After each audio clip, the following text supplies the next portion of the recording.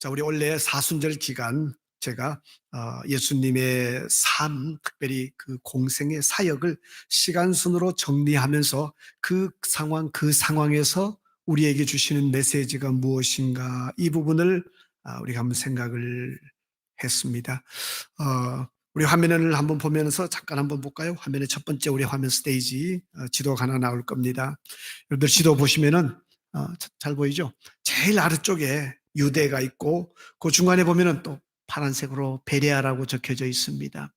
저 베레아라는 저쪽 지역, 저기에서 예수님이 세례를 받으셨습니다. 그리고 예수님이 세례를 받으시고 난 다음에 그 다음에 세례 요한의 제자들 세례 요한을 따라왔던 그 제자들 5명을 데리고 어디로 올라가셨습니까? 저 북쪽으로, 갈릴리 지역 쪽으로. 지난번에 말씀드렸죠? 지도에도 나옵니다만은 갈릴리 혹은 사마리아, 그 다음에 유대. 저것은 어떤 도시를 말하는 것이 아니고 한 지역 전체를 말합니다. 예수님이 세례를 받으시고 난 다음에 세례 요한의 제자 5명을 챙기셨습니다. 그리고 저 북쪽으로, 저 위에 갈릴리 지역 쪽으로 올라가시면 가나라는 도시가 있습니다. 가나라는 동네에서 예수님이 첫 번째 기적을 베푸셨습니다. 그 기적의 내용이 뭐죠? 물을 포도주로 만드는, 혼인잔치에서 물을 포도주로 만드는 그 기적을 하시고 난 다음에 요한복음에 보면 예수님이 저 가나에서부터 다시금 이 남쪽으로 내려오십니다. 잠깐 가버나움이라는 곳에 들르십니다만은 다시 남쪽으로 내려오셔요. 왜 내려오셨느냐? 유월절을 지키기 위해서. 이것이 예수님이 3년 공생에 3년 동안 미니스트리 하셨는데 첫 번째 만나는 유월절입니다. 그래서 예수님이 예루살렘에 내려오셔서 유월절을 지키시기 위해서 성전에 들어가니까 성전이 엉망이었었습니다. 그것이 장사하는 곳이 되었었습니다. 그래서 성전 정화 사건을 일으키십니다.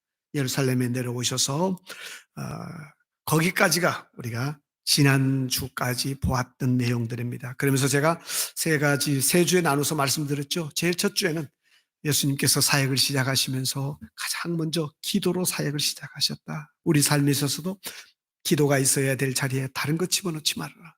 기도가 있어야 될 자리에는 기도가 있어야 되지, 거기에 근심을 갖다 채운다고 해서 문제가 해결되지 않는다. 기도가 있어야 될 자리에 기도하십시오. 그리고 둘째 주에는 우리가 사역을 시작하시면서 기도로서 주님이 사역을 시작하시고, 그리고 세례 요한의 제자를 5명을 받으셨습니다. 그러면서 제자를 세워가시는 주님, 제자들을 향해서 비전을 세워가셨던 그 주님의 모습을 우리가 봅니다.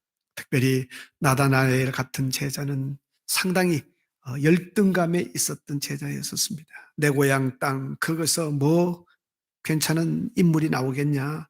자기도 그 동네에 살면서, 그 지역에 살면서 그런 어떤 마음의 자괴감 혹은 열등감을 가졌던 사람이지만은, 그런 제자들을 보시고서 예수님은 여전히 주님의 비전을 품고 계셨습니다. 비전은 사람을 살아가게 하고요, 사람을 바로 보게 하고, 또 사람을 사랑으로 감싸고 갈 수 있도록 해주는 엄청난 하나님이 주신 선물입니다. 비전 정말 필요합니다. 그리고 우리는 지난주 예수님께서 이제 갈릴리 가나로 올라가셔가지고 세례를 받으시고 세례 요한을 데리고 가나에 가셔가지고 첫 번째 기적, 물을 포도주로 만드는 그 기적을 베푸셨습니다. 왜 예수님의 첫 번째 사역이 물을 포도주로 만드는 사역을 하셨을까? 죽은 사람을 벌떡 살리는 그런 일들을 얼마든지 하실 수 있는데 왜 물을 포도주로 하셨을까? 또 그리고 그 주님께서 그 사역 이후에 예루살렘에 내려오셔서 성전 정화 사건을 일으키십니다.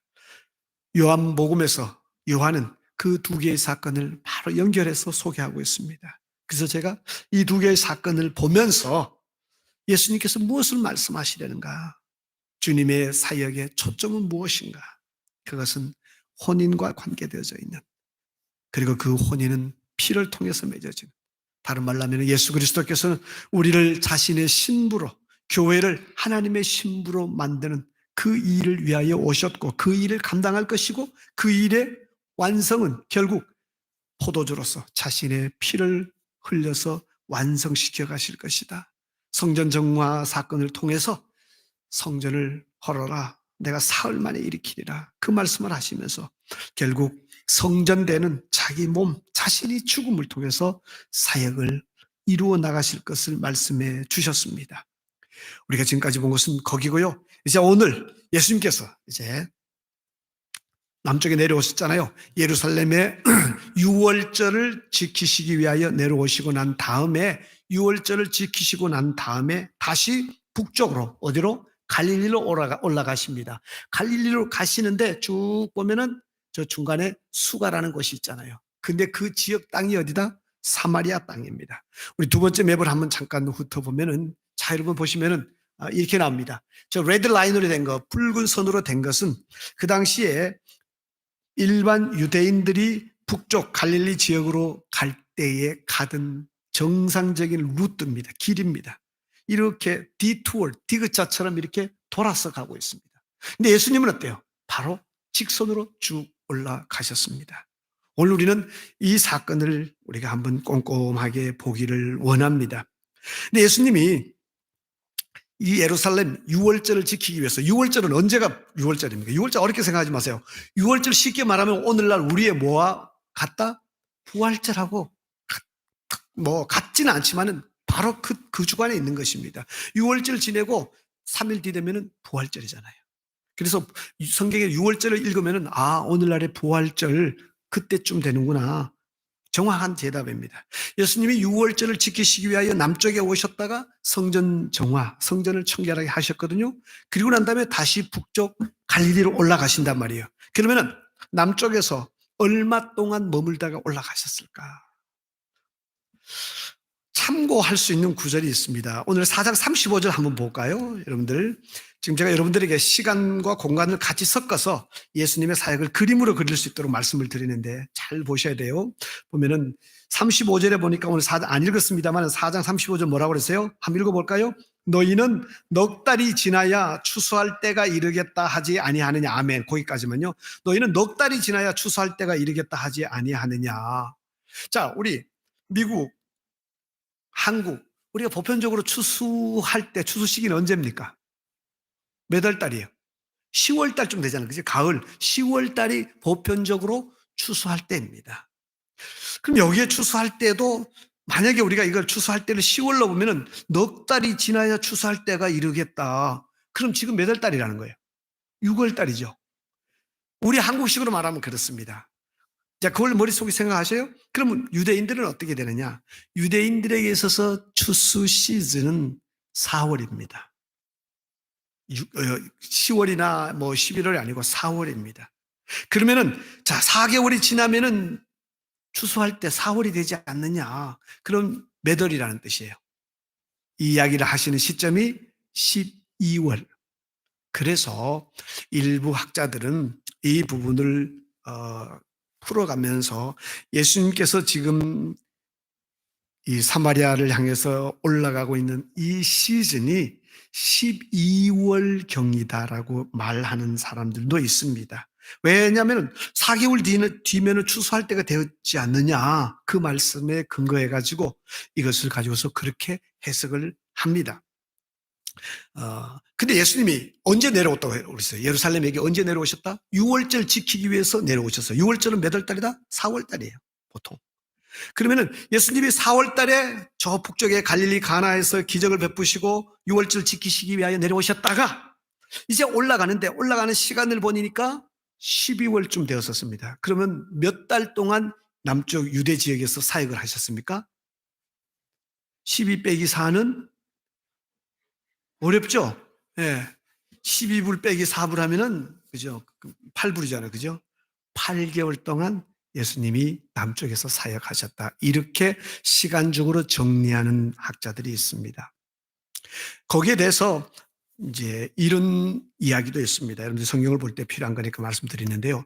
너희는 넉 달이 지나야 추수할 때가 이르겠다. 이 이야기가 시간을 말하는 것이 아니라 지금 현재 몇 시다, 몇 월 달이다, 앞으로 4개월 지나면 추수할 때가 아니냐, 그런 관점에서 말씀하신 것이 아니라 이것은 하나의 일반적인 속담이다 라고 이야기하는 사람들이 있습니다. 무슨 얘기냐면 유대인들 사회에서 흔히 하는 얘기로 4개월이면 추수하지 않느냐, 이런 속담이 있다라는 거예요.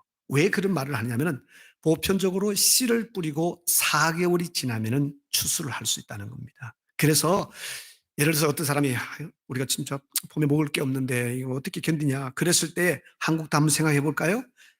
봄에 감자를 심으러 가는 사람에게 "아유 감자 심으러 나가면서 어때요? 지금 심으면은 4개월 뒤에 우리가 다 거둘 텐데." 그런 식으로 우리가 이야기하는 거. 씨를 뿌리러 가는 사람에게 4개월이면 수확하지 않느냐. 그런 어떤 하나의 일반적인 속담이지 지금이 몇 월달이다라는 그 시간을 표현한 것은 아니다라고 하는 그러한 이론도 있습니다. 우리가 어느 쪽을 취해든 뭐 전혀 관계는 없습니다만 이 35절 우리가 이 전체 본문의 해석이나 흐름을 위해서 우리는 이것을 그 당시의 시대적인 상황, 시간의 배경으로서 이해를 합시다. 그러면은 이것이 12월 달이 되어진다고 보는 겁니다. 그래서 예수님이 지금 남쪽 예루살렘 주변에서 그러니까 유다 지역이죠. 이 유대 지역에서 8개월 정도 사역을 하시고 북쪽으로 갈릴리 쪽으로 다시 올라가십니다. 이번에 갈릴리에 올라가면 얼마 정도 사역을 하시냐면 4개월 정도 사역을 하시고 다시 내려오십니다. 그건 우리가 다음에 다루겠습니다만 이 시간의 흐름도 아시면은 성경을 읽는데 많은 도움이 됩니다. 자, 지금 예수님께서 이제 어, 첫 번째 유월절을 지키시고 북쪽 갈릴리, 그 갈릴리가 예수님의 사역의 헤드쿼터입니다. 우리가 성경에서 만나는 많은 가르침들이 일어났던 장소가 갈릴리 지역입니다. 마지막에 돌아가시기 직전에 예수님께서 마지막 생애의 마지막 부분에 가시면은 그때도 보면은 요한복음에 나타납니다만은 수전절을 지키시기 위해서 어 예루살렘 쪽으로 오셨다라고 기록을 합니다. 수전절이 오늘날로 치면 크리스마스 정도 돼서 일어나는 그러니까 12월 말경에 연말에 마지막 예수님이 돌아가시는 어, 그 마지막 연말에 남쪽에 오셔가지고 보내시고 그리고 그 다음에 6월절에 돌아가십니다. 그때도 보면은 마지막 한 4개월, 뭐 학자 따라서 한 6개월 이 정도 이 남쪽에 오셔서 사역을 하시고 생을 마쳤다라고 그렇게 이야기하기도 합니다. 많은 부분은 우리가 성경에서 읽는 많은 부분은 갈릴리 쪽에서 예수님이 사역을 하시면서 주신 이야기들 또 말씀들이십니다. 오늘 우리 본문에도 보면은 이제 그런 갈릴리의 사역의 헤드쿼터 본부를 향해서 올라가고 있는데 예수님께서 일반 유대인들이 가는 그 행로 이렇게 디투어 해가지고 올라가지 않고 그냥 직선으로 바로 올라가고 계십니다. 그래서 우리가 오늘 한번 생각해 볼 것 중에 하나는요. 이 중요한 본문 요한복음 4장 이게요. 가만히 읽어보면은 사건의 이야기가 길어요. 오늘 제가 설교 본문도 27절, 8절 읽었잖아요. 근데 가만히 보면은 이 여성과 이야기가 무려 몇 절 나오냐면은 40절 이상 등장하고 있습니다. 아주 한 사건을 상세하게 기록해 주고 계시는 것입니다. 그래서 우리가 무언가 이 부분을 통해서 성경이 우리에게 말씀하시고자 하는 어떤 숨어있는 메시지가 있단 말이에요. 그냥 쑥 지나가기에는 무언가 우리가 놓칠 수밖에 없는 그래서 좀 진지하게 생각해야 되는 그런 부분들을 찾아볼 필요가 있습니다. 우선에 이 본문 전체를 제가 보면서 오늘 제가 설교의 제목을 이름 없는 인생에게 이렇게 제가 졌습니다만 이 이름 없는 인생에 이걸 제가 영어로 어떻게 번역을 할 것인가 이렇게 생각하다가 영어로는 제가 이렇게 이름을 지었어요. Three strikes out. 우리가 말하면 삼진 아웃입니다. 야구에서 말하는 삼진 아웃. 그 제목으로 제가 만약에 영어 설교를 한다면 그렇게 제목을 붙일 겁니다. Three strikes out. 세 번 스트라이크 야구할 때 세 번 못 치면은 쫓겨나잖아요. 그냥 아웃되는 것처럼 삼진 아웃처럼 그렇게 이야기되어지고 있습니다. 그게 무슨 말씀입니까? 무슨 말씀입니까?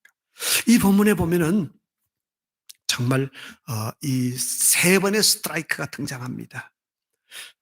참 어떻게 보면은 초라한 어떻게 보면은 멸시받는 그런 부분들이 보여지고 있습니다. 제일 먼저 이 본문 속에서 우리가 만날 수 있는 멸시되어진 그런 어떤 사람들로부터 무시당하고 있고 멸시받는 그러한 것으로서 첫 번째 찾아볼 수 있는 것은 지역입니다. 지역적인 멸시를 당하고 있습니다.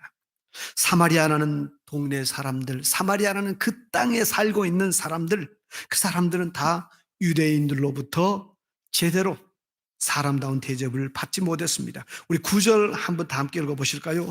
자, 4장 9절 시작. 사마리아 여자가 이르되 당신은 유대인으로서 어찌하여 사마리아 여자인 나에게 물을 달라 하나이까 하니 이는 유대인이 사마리아인과 상종하지 아니함이라. 상종하지 않는다. 얼굴 대놓고 이야기도 하지 않는다라는 겁니다. 아주 그냥 없는 사람 취급한다라는 걸. 그래서 그 땅을 통과해 가야 될 일이 있어도 빙 둘러서 그렇게 해서 여행을 했었습니다. 왜 그렇게 하느냐?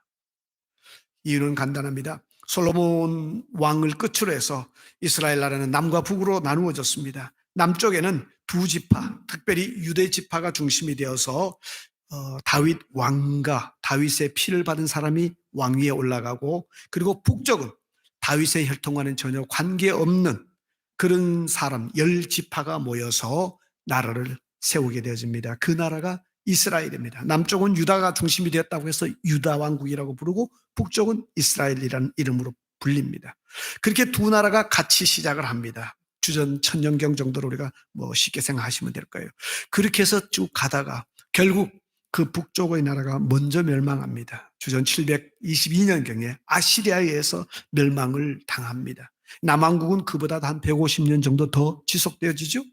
근데 그렇게 그 북쪽 나라를 멸망시켰던 아시리아가 그 당시에 취했던, 이 아시리아가 여러 나라를 정복하면서 저것들 정복하고 난 다음에 우리가 군대를 가지고 돌아오면 또 저것들이 난리지기고 안 되겠다. 그렇게 해서 정복한 나라, 피정복지를 어떻게 하면 우리 손에서 확실하게 잡을 수 있겠느냐. 그래서 연구한 것이 뭐냐. 정복을 하게 되어지면 피정복지 지역에 있는 똑똑한 사람들을 다 붙들어 오자. 그리고 우리나라에 있는 사람들 중에서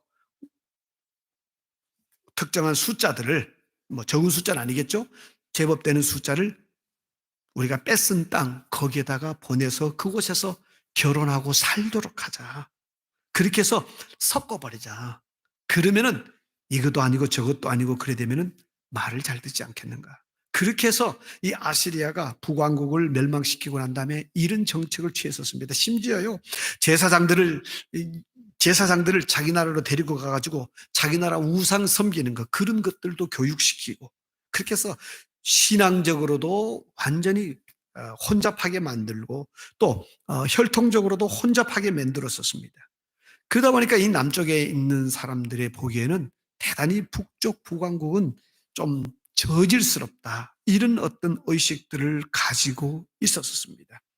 근데 그런 것들이 역사 이후에 보면은 역사적으로 자꾸 서로가 두 나라 사이에 알력이 생기면서 그 골이 깊어집니다. 예수님 당시에는 어떻게 되느냐? 그 땅 밟지도 마라. 그런 그 더러운 땅, 거기 가서 음식이라도 얻어먹으려고, 밥이라도 한 끼 얻어먹으려고 그러지 말아라. 그러니 늘 옆에다가 도시락을 차고 다녀라. 그래서 유대인들은 여행을 할 때에 바구니를, 조그마한 바구니에다가 자기가 먹을 것들을 챙겨서 많이 다녔습니다. 어디 가서 배는 고픈데 음식은 먹어야 되겠는데 혹시라도 이방인들 집에 가서 정결하지 못한 음식을 내가 얻어먹을 수는 없다. 그렇게 해서 그 바구니에다가 요즘식으로 말하면 우리로 치면은 벤또를 사당기는데 자기 먹을 도시락 조그만한 거를 들고 다니는 그런 모습이었었습니다. 북쪽으로 여행하다가 혹시라도 배고프면은 그 사마리아 땅 거기 가서 밥 얻어 먹어서는 안 되지 않느냐. 우리 먹을 거 우리가 챙기자. 그런 흐름이 있었습니다. 그만큼 이 북쪽의 사마리아 땅은 사람들에게서부터, 정통 유대인들에게서부터 멸시받는 그런 땅이었었습니다. 첫 번째 스트라이크예요. First strike. 스트라이크 1이죠. 두 번째 스트라이크. 이 본문에 보면은 두 번째 스트라이크는 누구냐? 이 여성입니다. 본문에 등장하는 여성입니다. 이 여성을 보면은, 자, 멸시받는 땅, 유대인들이 아주 더럽다고 여기는 그 땅에서 살고 있는데 그래서 멸시받는 땅인데 그 땅에 살고 있는 사람 중에서도 또 부정하고 더러운 멸시받는 그런 여성이 여기에 등장하고 있습니다. 예수님과의 대화 도중에 예수님께서 묻습니다. 너 남편을 데려오라. 그랬을 때 여성이 그런 얘기를 하죠. 저는 남편 없는데요. 예수님이 말합니다. 너 말이 맞다. 너 옛날에 남편 5 있었는데 다 갈라섰지? 그리고 지금 살고 있는 그 사람도 너 남편이 아니잖아. 뒤집어서 이야기하면 이분은 결혼을 5번 했고 지금 동거하고 있는 분은 자기 남편이 아니라는 것입니다. 어떤 사람들은 이 부분을 해석하면서 그런 얘기를 하는 사람들도 있습니다. 아니 뭐 결혼 5번, 유대 사회에서는 결혼을 3번까지는 합법적으로 할 수 있으니까 뭐 문제가 되지 않지 않느냐 이야기하는 사람들도 있는데 어느 사회에서든지 간에 결혼을 5번 했으면은 그렇게 하고도 이런 글도 제가 봤어요. 결혼 5번 하고도 동네 가서 사람들한테 떳떳하게 이야기할 수 있는 정도 되면 이 사람은 셀레브리티, 소위 말하는 유명 인사가 될 거다. 유명 인사니까 그랬으니까 남성들이 돈도 있고 탁 백도 있고 하니까 남자들이 거기에 또 장가문 가보려고 줄 섰는 거 아니냐. 인물도 있고 하니까 5번 했고 또 6번째 사람들이 거기에 있는 거 아니냐. 그리고 7, 8, 9번째 이렇게 줄 서 있을 수도 있잖아요. 그렇게 해석하는 분들도 있습니다. 그런데 성경을 우리가 차분하게 읽어보면 이 본문의 흐름은 그러지 않습니다.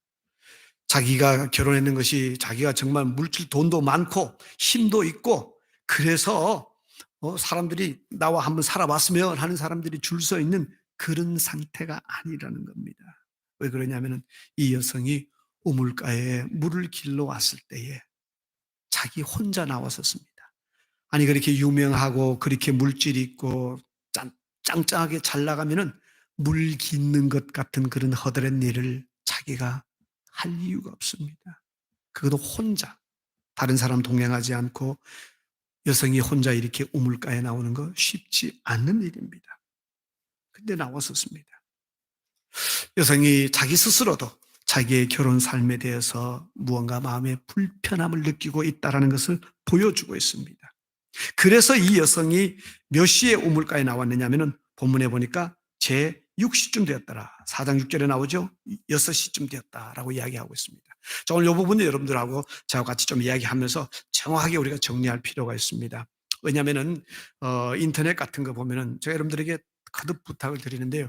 인터넷 정보 정말 신뢰할 수 있는 소스 근거가 없으면은 함부로 여러분들 따라가면 안 돼요. 제가 보면서 인터넷에는 정말 무자격 연구 안 하고 그냥 나무 글 갖다가 옮겨는 이런 어떻게 보면은 정크가 너무 많이 돌아다닙니다. 그냥 우리가 우스갯소리 하는 거 뭐 이런 것들이야 괜찮지만은 학적인 것들이 요구하는 것들도 그냥 깡그리 무시해버리고 이 사람 거 뺏겨가지고 여기 주고 여기서 뺏겨가지고 그래서 대표적인 것 중에 하나 이거예요. 이 육시가 뭐냐? 이 육시는 자 지금까지 전통적인 해석은 이 육시는 유대인들의 시간으로 보았을 때에 6시기 때문에 정오, 우리 시간으로 하면은 낮 12시가 된다라고 그렇게 해석을 하는 겁니다.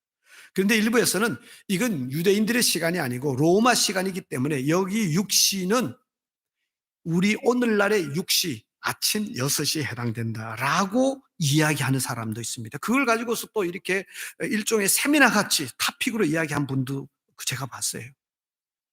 그런 것들을 이야기하려면 충분한 근거와 자료를 대어야 돼요. 그래서 제가 참 저도 이걸 갖다가 서치하다가 너무 엉터리 이야기들이 많아서 결국은 이 로마 시대의 이 부분에 로마 시대의 그 사회, 결혼 이런 모든 문화를 전공으로 해가지고 글을 쓴 분이 있습니다. 그레고리 알드레이트라는 분이 쓴 글, 책도 비싸요. 제가 그거 하나 보니까 76불 달래요. 그래서 어떻게 비사도 구했죠. 구해서 이걸 정확하게 한번 결론을 지어야 되니까. 자, 오늘 여러분들이 깨끗하게 정리를 합시다. 유대인들의 시간 개념은 어떻게 했느냐 하면은 간단합니다. 해질 때부터 낮이 시작합니다. 또 해 뜰 때부터 아침, 낮이 시작돼서 해질 때까지. 그러니까 해 뜰 때부터 해지는 데까지 그 시간, 그게 낮입니다. 낮인데 그걸 12등분을 나누어서 1, 2, 3, 4, 5, 6, 7, 8, 9, 10, 11, 12까지 그렇게 만들어서 씁니다. 오늘날 우리는 어때요? 밤 12시가 시간의 처음이잖아요. 그죠? 그때부터 우리가 밤 12시가 0시, 그 다음에 1, 2, 3, 4, 5, 6, 7, 8, 9, 11, 12, 그 다음에 13, 14 해서 우리는 24시간 시스템을 쓰고 있습니다. 유대인들은 그렇게 하지 않았습니다. 낮과 밤으로 나누어서 낮을 해가 있는 기간 동안, 시간 동안 그래서 12등분 나누었고요. 밤도 마찬가지였었습니다. 해가 빠지면 그때부터 밤. 그래서 해가 진다는 것을 이분들은 그랬습니다. 서쪽에 별이 3개가 보이면 해가 진 것이다. 그때부터는 나이트, 밤 시간이 1시, 2시 이렇게 시작되어지는 것입니다. 로마인들은 어떠냐? 로마인들도 유대인들하고 똑같은 시간 개념을 가지고 있었습니다. 로마인들이 우리와 똑같이 밤 12시에서부터 이렇게 이제 1, 2, 3, 4, 5, 6, 7, 24시간 시스템 아닙니다. 로마인들도 똑같이 유대인들과 똑같이 해가 뜨면은, 날이 밝으면은, 그래서 그 해가 뜨는 그때부터 해질 때까지를 12등분으로 나누어서 시간을 정리했습니다. 그래서 로마인들에게 있어서 제6시, 6시는 시간으로 치면 어때요? 가운데잖아요. 가운데 부분이 되기 때문에 대낮에 해당됩니다. 이 본문의 시간은 제6시는 낮입니다. 증거가 있느냐? 물론 그 그레고리라는 학자가 그런 얘기도 했습니다만 뿐만 아니라 실제로 그 로마의 황제들의 그 하루 일상 생활을 기록한 글들, 자료들을 보면은 이런 게 나옵니다. AD 41년 1월 24일, 이게 주 41년 1월 24일 이런 자료로 썼습니다. 제 7시쯤 되었을 때 그는 황제는 점심을 먹기 위해 일어날까 말까 망설이고 있었다. 자, 잘 들으세요. 제 7시쯤 점심을 먹기 위해서 일어날까 말까 망설이고 있었다. 이 고대 역사 자료를 그대로 제가 인용한 겁니다. 잘 보시면은요, 이 사람이, 이분이 전심을 먹기 위해 가지고 7시쯤 되었을 때에 이제 일어나야 되느냐 말아야 되느냐 망설였다라고 말하고 있습니다. 만약에 이 7시를 현대식으로 아침 7시로 이야기하면은 이게 앞뒤가 너무 안 맞는 겁니다. 아침 7시에 점심을 먹을까 말까, 일어날까 말까, 이게 안 맞는 거예요. 이 7시를 정통적인 유대인들의 혹은 로마인의 시간처럼 해 뜰 때부터 해서 1, 2, 3, 4, 5, 6, 7 이렇게 나가면은 7시는 오후 1시경 됩니다. 그러니까 딱 맞는 거예요. 오후 1시쯤 돼서 일어나서 점심을 먹을까 말까 이렇게 망설이고 있었다라는 표현이 정확히 맞습니다. 그래서 이 로마의 시간, 이런 시간, 이게 해 뜰 때부터 해질 때까지를 12등분 나누었기 때문에 문제는 뭐냐면은 12개로 나누었을 때 그 1시간 1시간의 길이가 여름에는 길어지고 겨울에는 짧아져요. 왜 그렇습니까? 겨울에는 낮의 길이가 짧잖아요. 여름에는 낮의 길이가 깁니다. 예컨대 주전 45년 로마에서 나온 시간, 이거를 그 과학적인 데이터를 뽑아내면요, 아침에 해 뜨는 시간은 4시 27분이었었습니다. 로마입니다. 그리고 해지는 시간은 얼마냐면 오후 7시 33분이었었습니다. 그러니까 새벽 4시에서부터 우리식으로 말하면 오후 7시 33분까지 무려 15시간 정도 낮이었습니다. 낮의 길이가. 근데 겨울은 어떻게 되느냐? 해 뜨는 시각이 아침 7시 33분이고 해 지는 시간은 4시 27분이었었습니다. 그러니까요, 9시간 정도밖에 안 되는 겁니다. 그러니까 낮의 길이가 짧을 때는 9시간 정도밖에 안 되고 길 때는 무려 15시간 정도가 됩니다. 근데 똑같이 그것을 12등분으로 나누어서 한 등분 한 등분을 시간으로 표현했기 때문에 이 시간의 길이가 달라지는 겁니다. 오늘날 우리는 어때요? 1시간은 무조건 60분이에요.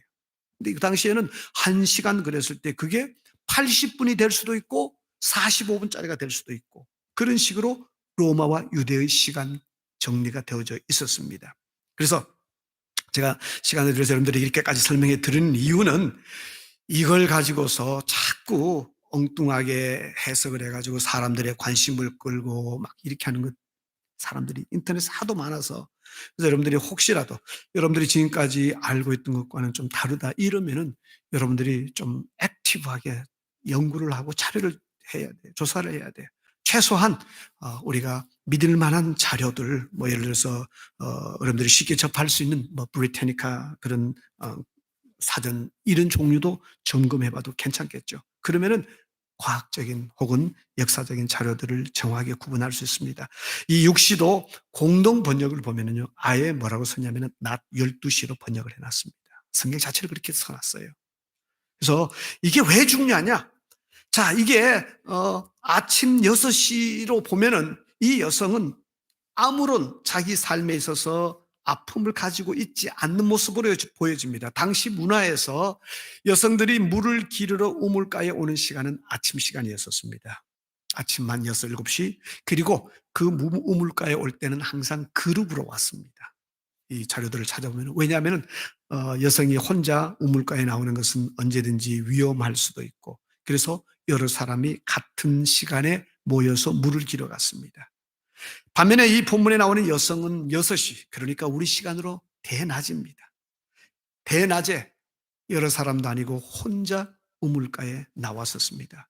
상당한 리스크가 있는 위험성이 있는 그러한 행동일 수 있습니다. 물론 당연히 낮이기 때문에 때압빛이었고요. 그렇게 힘든 상황 가운데서 이렇게 여성이 물을 기르러 나왔던 이유가 무엇이냐? 자기 속에 있는 어떤 자괴감 혹은 멸시받는 사회 속에서 또다시 멸시받고 있는 자신의 인생을 보았기 때문입니다. 특별히 이 부부간의 사이에 있어서 5번 헤어지고 만나고 또 6번째 그러한 레코드를 모든 사람들이 다 알고 있는 그 사회에서 여러 사람들하고 다른 여성들이 물 기러 가는 그 시간에 같이 앉아서 물을 기를 수 없을 만큼 자기의 삶을 격리시켜야 되는 그런 어려움 속에 있었습니다. 그래서 제가 두 번째 스트라이크 아웃으로 이 여성을 보는 것입니다. 첫 번째 스트라이크는요, 어, 사마리아라는 지역입니다. 멸시받는 지역에 있었습니다. 두 번째 스트라이크는 이 여성입니다. 자기의 삶에 있어서 초라한, 멸시받을 수밖에 없는 그런 상황 속에 들어가 있습니다. 세 번째 스트라이크 하나 더 찾아내면요, 이 여성의 이름이 등장하지 않습니다. 여러분 한번 생각해 보셨어요? 여성이 요한복음 4장에서 행하는 역할을 보면 이 여성을 통해서 예수님께서 엄청 중요한 진리를 우리에게 가르쳐 주시거든요. 그런데도 불구하고 이 여성의 이름이 등장하지 않고 있습니다.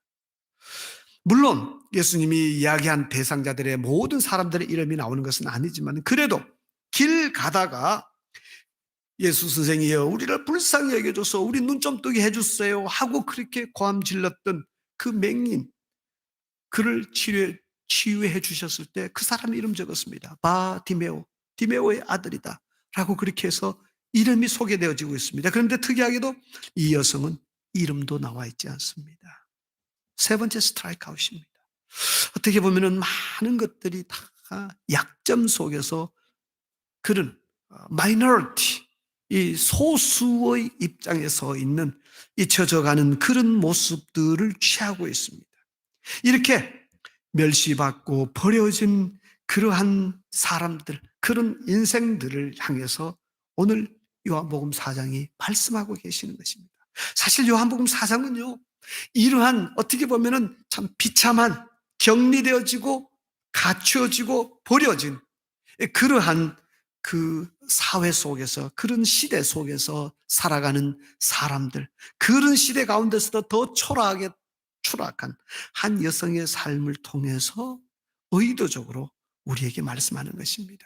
가다 보니까 이런 여자를 만났고 가다 보니까 그게 아니었었습니다. 예수님은 의도적으로 이 모든 환경이나 상황을 이런 모습으로 우리에게 이야기하고 있습니다. 무언가 이 환경을 통해서 이 여성을 통해서 보이지 않는 메시지를 우리에게 전달하고 계시는 것입니다.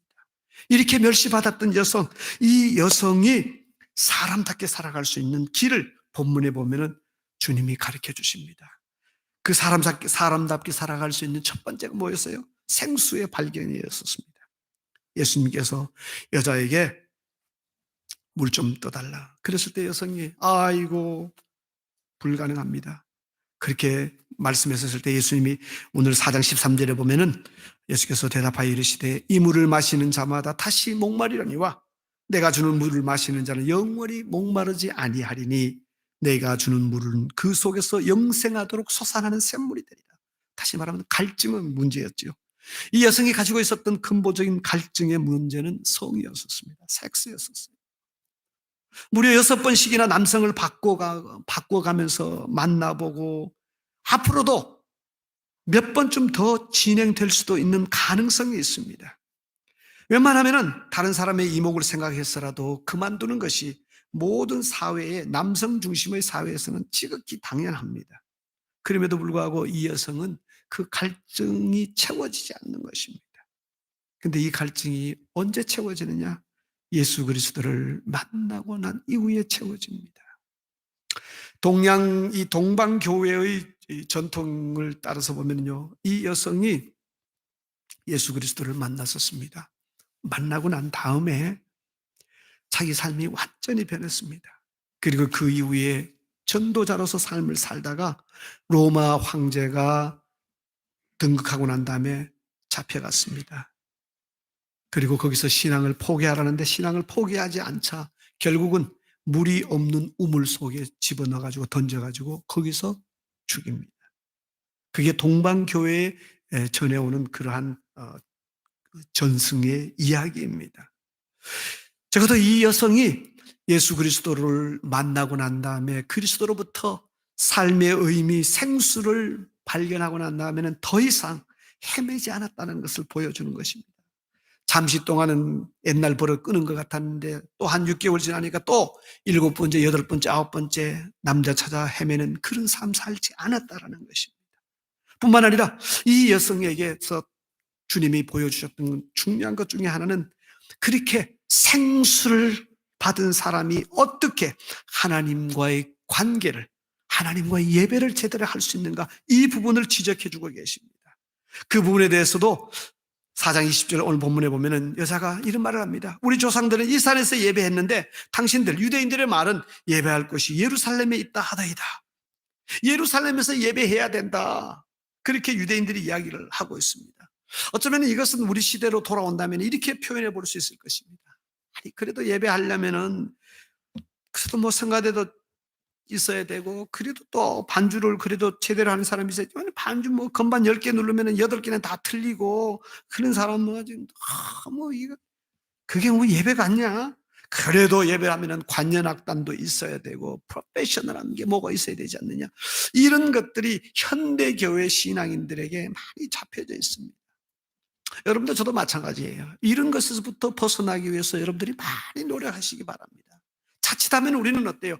그런 껍데기를 가지고서 내가 예배를 잘 드리는 것처럼 우리 교회는 막 이런 관현악단도 있고요. 예배할 때 소리가 웅장하려면 어때요? 제가 여기 한 1000와트 스피커를 갖다 붙이면 여러분들은 귀가 나갈 겁니다. 그러면은 하늘에 계신 하나님도 너무 깜짝 놀라셔가지고 예배를 받으실 것 같아요? 그게 아니지 않습니까, 여러분? 그건 성경이 우리에게 말씀하는 진리가 아니에요.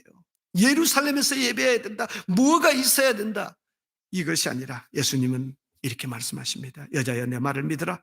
이 산에서도 말고 예루살렘에서도 말고 너희가 아버지께 예배할 때가 있느니라.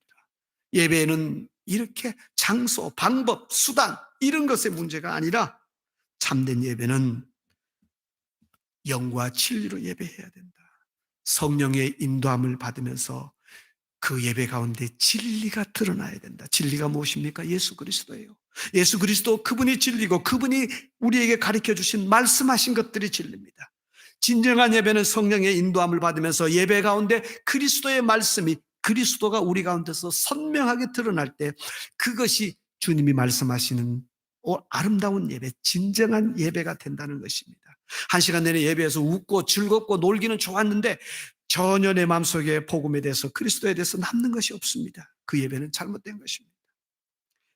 예배에 대해서 여러분들이 생명을 건다라고 말하는데 그 예배에 대해서 생명을 거는 것이 무엇입니까? 그 예배의 중심에 내가 성령의 인도함을 받으면서 철저하게 진리 되시는 예수 그리스도를 내 가슴에 새기는 것입니다. 그것이 살아있는 예배라는 것입니다. 자, three strikes out. 스트라이크 세 개를 가지고 있었던 정말 아웃될 수밖에 없는 아웃되어진 이 여성을 예수님이 찾아오셔서 그에게 생수를 주셨습니다. 예배에 대해서 진리를 드러내 주셨습니다. 그 진리를 받았던 여성 오늘 삶 보면은요 4장 28절 우리 한번 읽어볼까요? 4장 28절 간단한 구절인데 한번 읽어보시겠습니다. 시작. 여자가 물동이를 버려두고 동네로 들어가서 사람들에게 이르되 내가 행한 모든 일을 내게 말한 사람을 와서 보라. 이는 그리스도가 아니냐. 이 여성이요 예수님을 만나서 자기 마음속에 있었던 짓누르고 있었던 그러한 문제를 근본적으로 해결받았었습니다. 그리고 나니까 너무 마음이 기뻤고 너무 마음이 복되었었습니다. 그래서 물길으로 왔는데 물동이를 버려두고 그 생각도 안 합니다. 그리고 동네에 들어가서 뭐라고 했습니까? 그냥 내가 사람을 만나는데 이 사람이 예수님입니다, 메시아입니다라고 말하는 것이 아니라 내가 행한 모든 일을 내게 말한 사람을 와서 보라. 여러분 4장 29절에서 내가 행한 모든 일 그랬는데 이 여성이 말하는 내가 행한 모든 일은 어떤 일을 말하겠습니까? 자기가 살아가면서 내가 착한 일 했는 거, 내가 좋은 일 했는 거, 그런 거 나한테 지적해 준 분이 계셔. 이런 뜻이겠습니까? 아니죠. 여기서 내가 행한 모든 일은 뭐예요? 명백합니다. 자기가 살아온 그런 어떤 성적인 그런 어떤 방랑의 생활을 말하는 것입니다. 내가 이렇게 남편 5을 바꿔가면 여러분도 알잖아요. 내가 그렇게 살아왔고 그리고 지금도 여러분들은 뭐 내가 지금 누구하고 사는지 아는 분도 있고 모르는 분도 있지만 내가 또 6번째 사람이 있고요. 또 이 사람하고도 별로 시원찮은 관계예요. 지금 또 뭐 새로운 사람 찾아야 될 그런지도 모르겠습니다. 자기의 삶에 자기의 부끄러운 과거에 대해서 과하게 노출시킵니다. 왜 그렇습니까? 그 부끄러운 과거가 주님 안에서 액셉트 됐기 때문에 받아들여졌기 때문에 그렇습니다. 주님이 다 먼저 이야기를 하셨잖아요. 그거 내가 다 받아주겠다는 것입니다. 그렇게 받아들여지니까 이제 그의 입에서 나오는 것은 예수를 나를 받아주신 분 그분이 메시아이시다.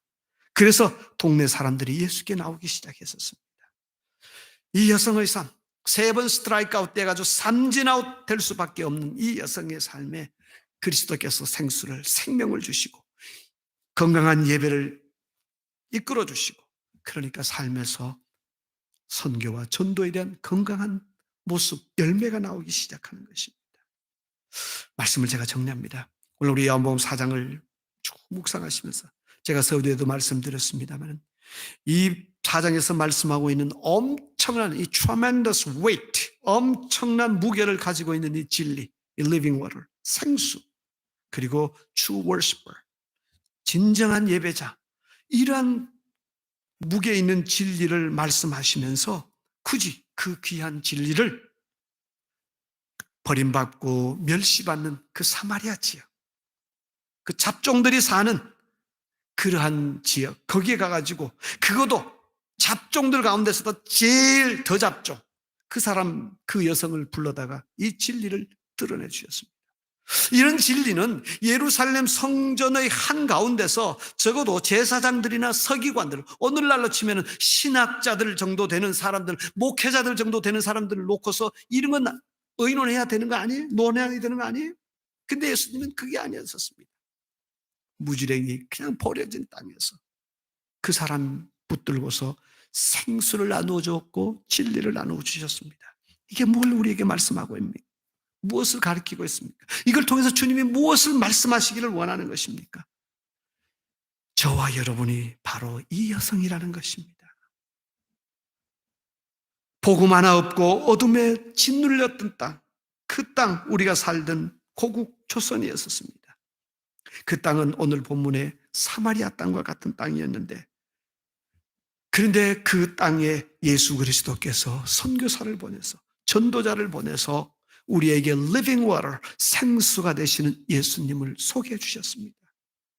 그랬을 뿐만 아니라 그 생수를 우리가 먹고 마시고 난 다음에 우리가 하나님 앞에서 true worshiper, 진정한 예배자로서 나갈 수가 있었습니다.